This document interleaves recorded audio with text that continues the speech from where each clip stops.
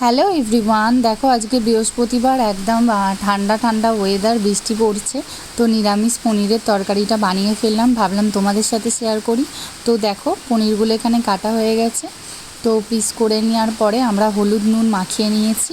তারপর ঝটপট কিন্তু মশলাটা আমরা রেডি করে নেব। তো দেখো এখানে পোস্ত নিয়েছি, আর টমেটো নিয়েছি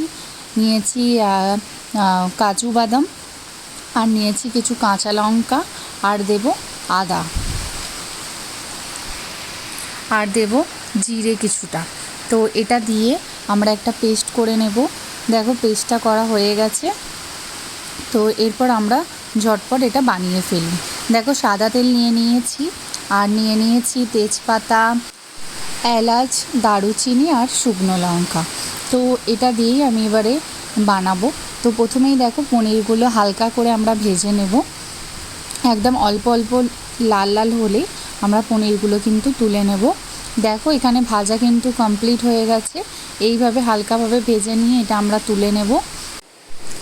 এরপরে গোটা মশলা যেগুলো আছে সেগুলো আমরা হালকা করে ফোড়ন দিয়ে দেবো। তারপরে যেই পেস্টটা করে রেখেছি সেই পেস্টটা এর মধ্যে দিয়ে দেবো। তো দেখো পেস্টটা দিয়ে দিয়েছি। কিছুক্ষণ নাড়াবার পরে এটা যখন হালকা শুকিয়ে আসবে, তো তার মধ্যে আমরা দিয়ে দেবো কাশ্মীরি লঙ্কার গুঁড়ো, আর দেবো ধনে গুঁড়ো, আর কিছুটা দেবো নুন। তো তোমরা তোমাদের পরিমাণ মতো দিয়ে দেবে। এরপর এর মধ্যে কিছুটা জল দিয়ে দেব। দেওয়ার পরে এটা কিছুক্ষণ ধরে কষবো। তারপর এর মধ্যে দিয়ে দেবো পরিমাণ মতো চিনি। তো তোমরা তোমাদের পরিমাণ মতো দেবে, যে যেমন খাও। দেখো মশলাটা একদম শুকিয়ে এসেছে। এরপর কিন্তু ওর মধ্যে আমরা কিছুটা জল দেব। জলটা একটু ফুটে গেলে তার মধ্যে কিন্তু আমরা পনিরগুলো দিয়ে দেব।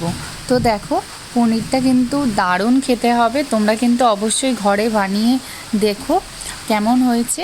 আর দেখো এই যে পনির অনেকটাই রেডি হয়ে গেছে। তো দেখো এর মধ্যে যখন একটু তেল ছাড়তে শুরু করবে, এর মধ্যে দিয়ে দেবো গরম মশলা, পনির মশলা, আর সামান্য ঘি। দেখো সবটা দিয়ে দেওয়ার পরে একটু ফুটতে দেব। আর এই দেখো আমাদের পনির কিন্তু রেডি হয়ে গেছে। তো তোমরা অবশ্যই করে খেও। এটা দেখে যেমন লোভ লাগছে, তেমনি খেতেও কিন্তু অনেক সুস্বাদু। ওকে টাটা, দেখা হবে আবারও কোনো ভিডিওতে। সবাই সুস্থ থেকো, ভালো থেকো। আর বৃষ্টির জন্য আওয়াজটা কিন্তু খুব একটা ক্লিয়ার আসছে না, তার জন্য সরি।